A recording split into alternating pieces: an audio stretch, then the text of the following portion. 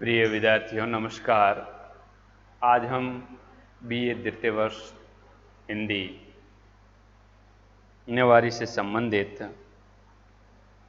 जयशंकर प्रसाद द्वारा रचित कथा संग्रह के द्वितीय दृश्य स्थान नामक पथ से मार्ग में बंधुल की कथा के बारे में पढ़ेंगे।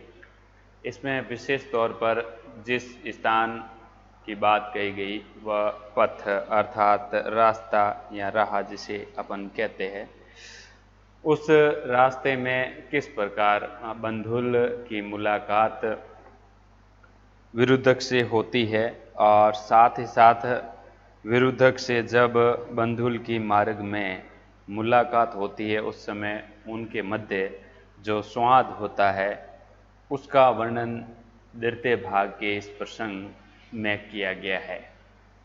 जैसा कि हमने पूर्व में भी पढ़ा था कि देवदत्त अजातशत्रु द्वारा परिषद बुलाई जाती है और परिषद में यह तय किया जाता है कि वास्तव में क्या मैं सम्राट योग्य हूँ, मुझे जनता ने और आपने सम्राट का दर्जा दिया वह सही है अथवा नहीं। उसका निर्णय भी अजातशत्रु समुद्रदत्त और उनके साथ बुलाई गई परिषद के ऊपर थोपता है और द्वारिका परिषद को बुलाकर लाता है और परिषद महाराजा की जय और राष्ट्र कल्याण की बात करने के बाद में वे ये कहते हैं कि हे राजन, हमने आपको जिस प्रकार राजा बनाया है तो सोच समझकर ही बनाया है और आप ही हमारे रक्षक है, अर्थात किसी भी राज्य पर विपत्ति और मुसीबत आने पर हम हमेशा के लिए आपके साथ रहेंगे। इस बीच में पूर्व में पढ़े अनुसार दूसरा जो परिदृश्य इस कथा संग्रह का आपको पढ़ने को मिल रहा है विद्यार्थियों, वो है मार्ग में बंधुल, यानी बंधुल की मुलाकात सेनापति से होती है और सेनापति विरुद्धक और बंधुल आपस में कुछ राज्य से संबंधित संवाद करते हैं। उसमें इस दृश्य को अलग अलग बिंदुओं के माध्यम से समझाया गया है। जैसा प्रसंग में होता है वैसे ही कथा संग्रह के माध्यम से विभिन्न स्टेप्स और उसके अनुसार इस कथा को आगे बढ़ाया गया है। सबसे पहले बंधुल की बातचीत होती है और बंधुल के बाद विरुद्धक का प्रवेश होता है। दोनों में आपसी जिस विषय पर वार्तालाप होती है वो राज्य से लेकर के वार्तालाप होती है। उसके बाद श्यामा, जिसका अपन पहले से जिक्र कर चुके हैं, श्यामा का प्रवेश होता है। श्यामा भी उन्हें इस बारे में कुछ बताना चाहती है।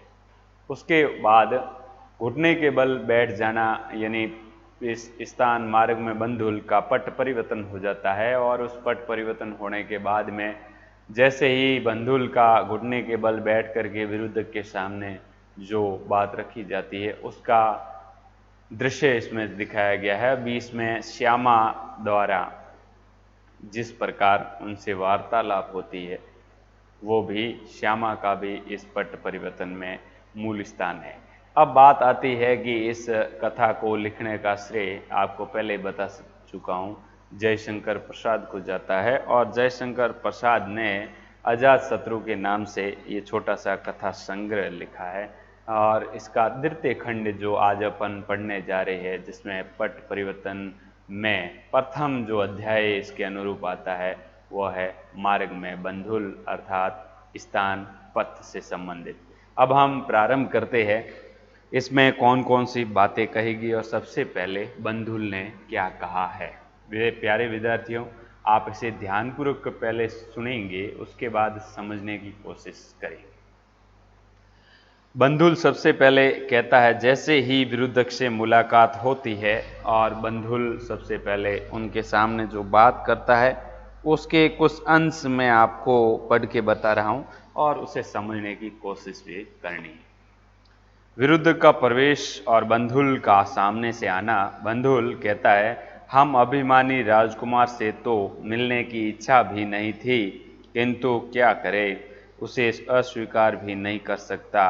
कौशल नरेश ने जो मुझे काशी का सामंत बनाया है वह मुझे अच्छा नहीं लगता, किंतु राजा की आज्ञा, मुझे तो सरल और सैनिक जीवन ही रुचिकर है। देखिए जिस प्रकार इस पट परिवर्तन में बंधुल द्वारा राजकुमार से मिलने की बात कही गई है और उसे वह अस्वीकार भी नहीं कर सकता, क्योंकि कौशल नरेश ने, जिसकी अपन ने लास्ट अध्याय में बात की है कि अपन बात जिस स्थान की कर रहे हैं वह कौशल प्रदेश, कौशल नरेश ने जो इनको जिम्मेदारी दी है एक सैनिक के रूप में, एक काशी का जो सामंत बनाया है, इसीलिए वह बड़े लोगों से मिलने का उसे सौभाग्य प्राप्त हो रहा है।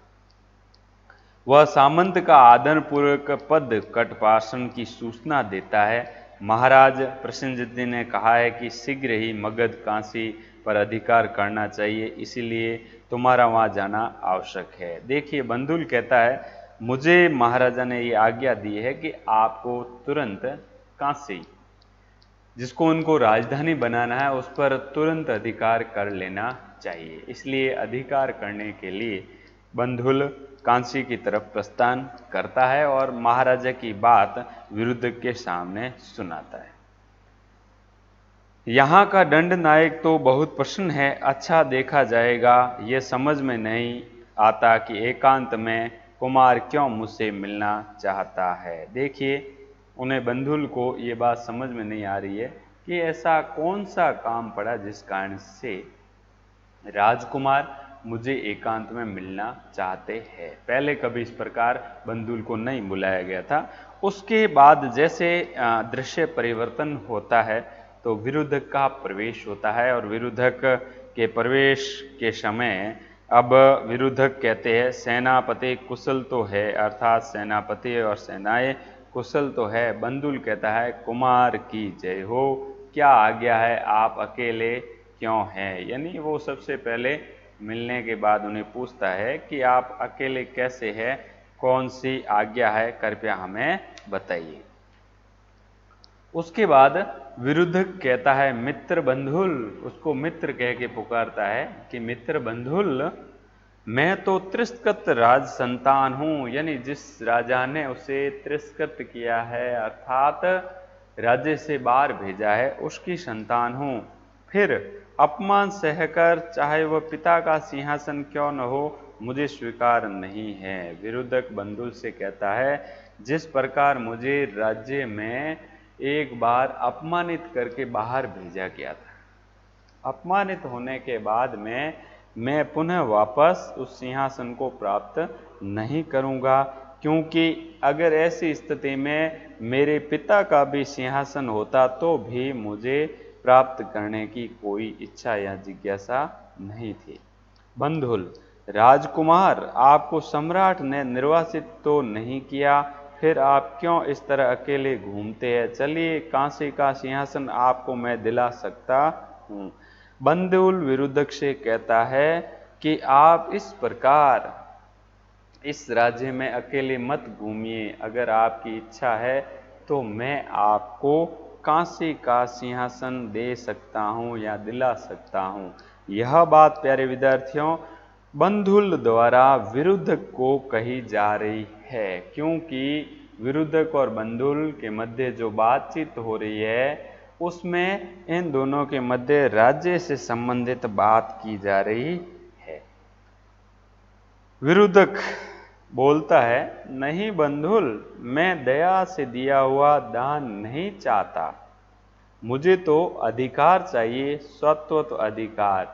यानी वो कहता है, बंधुल, मैं कोई भी दया में दी हुई चीज, दान में दी हुई चीज प्राप्त नहीं करना चाहता हूँ, क्योंकि मुझे तो अधिकार चाहिए, सत्व चाहिए, अर्थात मैं जिसे प्राप्त करता हूँ, जिसे प्राप्त करके ही शांति प्राप्त करूंगा, वैसा मुझे चाहिए। बंधुल, फिर बंधुल कहता है, देखिए कथा परिवर्तन और पट परिवर्तन में कई चीजें ऐसी रुचिकर होती है जो मनमोहक होती है, प्यारे विद्यार्थियों, इन बातों को थोड़ा समझने की कोशिश करिए, क्योंकि अक्सर परीक्षा में इसके क्वेश्चन इस प्रकार लाइन उठाकर ही आते हैं। विरोधक नहीं बंधुल, बंधुल कहता है फिर आप क्या करेंगे? विरोधक जो कर रहा हूं, बंधुल कहता है वह क्या है, यानी आपके द्वारा ऐसा कौन सा कार्य किया जा रहा है? विरोधक, मैं बाहुबल से उपार्जन करूंगा, मर्ग्या करूंगा, क्षत्रिय कुमार हूं, चिंता क्या है, स्पष्ट कहता हूं। बंधुल, मैं साहसिक हो गया हूं। विरोधक कहता है मुझे कोई भी दान में दिया हुआ राज्य प्राप्त करना अच्छा नहीं लगता है, क्योंकि मैं एक क्षत्रिय हूँ, मुझ में बाहुबल है, अर्थात मेरी भुजाओं में बल है। इस बल के आधार पर मैं किसी को भी प्राप्त कर सकता हूँ। इस कारण से मुझे किसी बने बनाए राज्य को प्राप्त करने में आनंद नहीं आता है। अब वह मेरी वर्ती है। राज्य स्थापना करने के पहले मगध के भोपाल भी तो यही करते थे। देखिए, कोई भी राज्य राजा द्वारा एक राजा से दूसरे राजा के पास हड़प कर जो प्राप्त किया जाता है,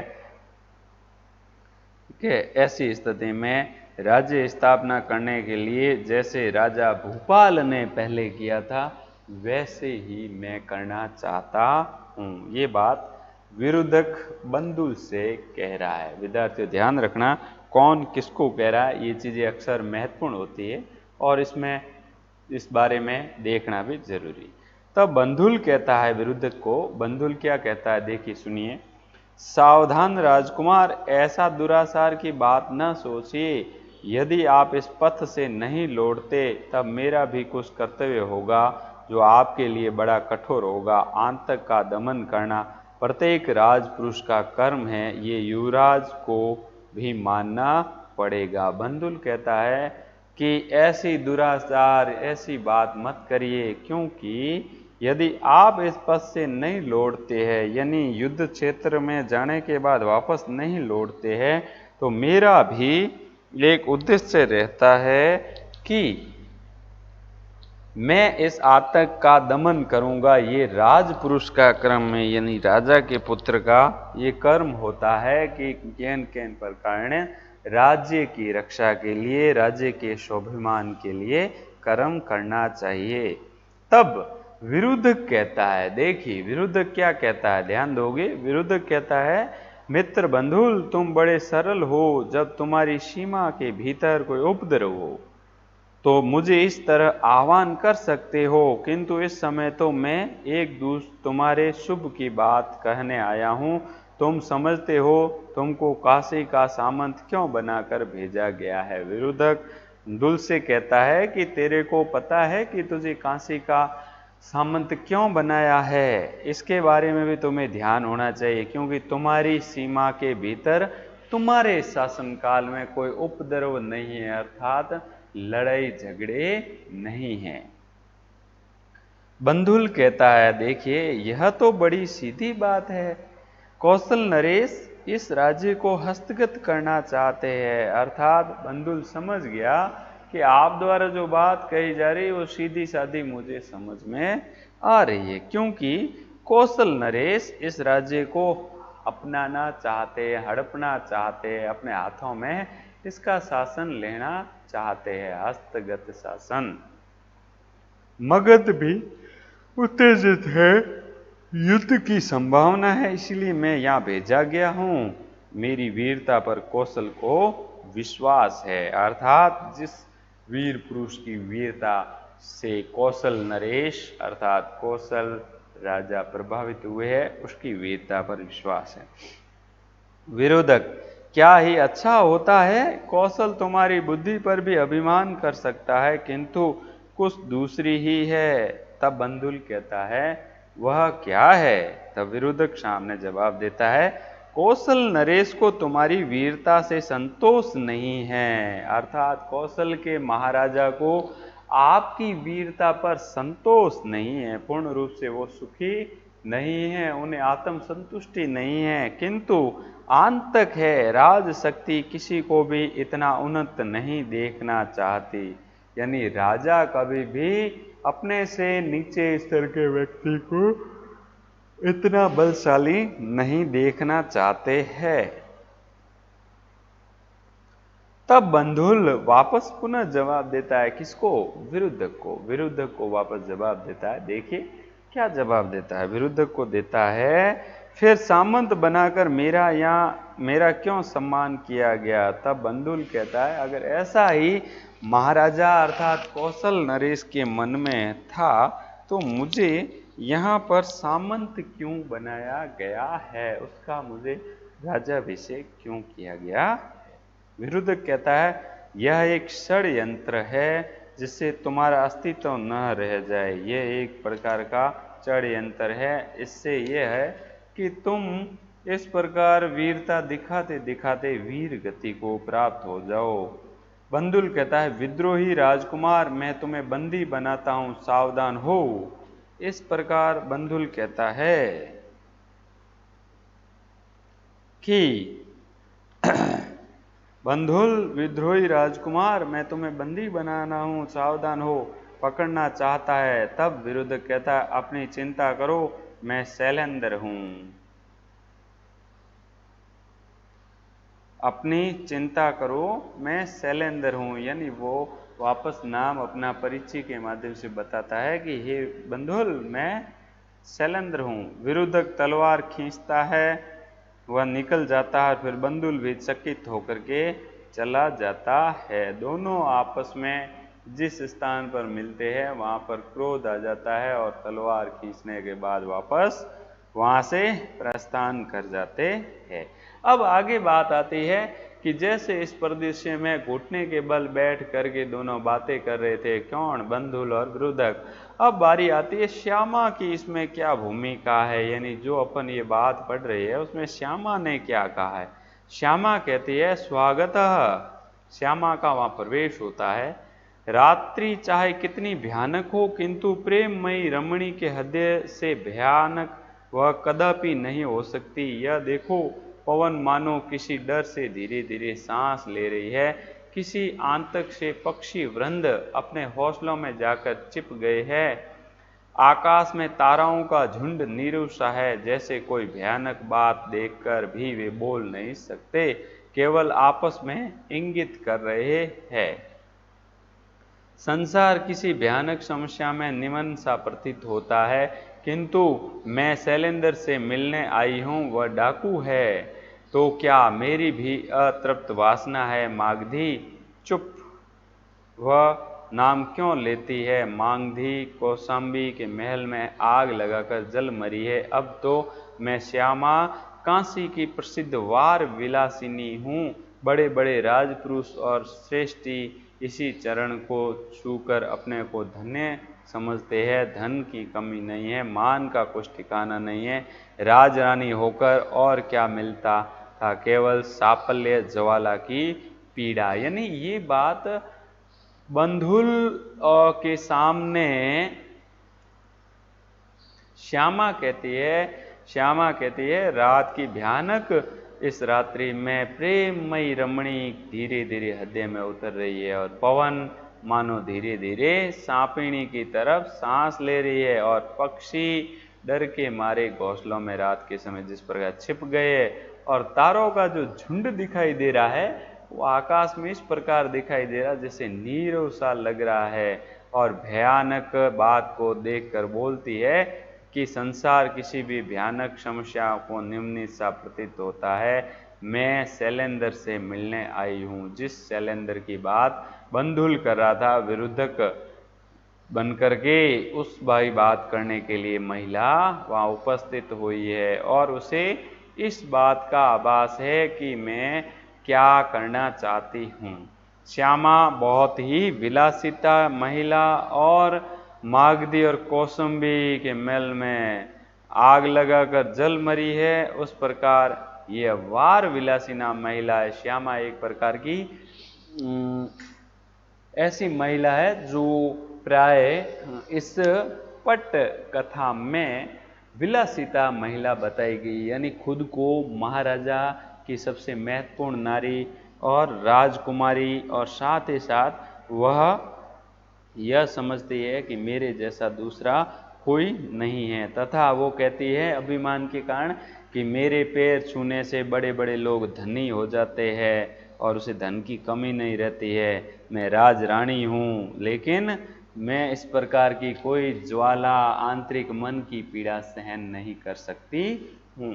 इस प्रकार इस दृश्य के अंदर मार्ग में बंधुल और विरुद्धक के मिलन के समय ये दृश्य जो बताया गया है, इनमें तीनों चीज़ों को विद्यार्थियों ध्यान में रखना है। पहला है बंधुल, दूसरा आपको विरुद्धक की बात, और तीसरा श्यामा द्वारा क्या कहा गया है। ये छोटा सा इस पट परिवर्तन का भाग, स्थान पथ का पहला भाग यहीं समाप्त होता है।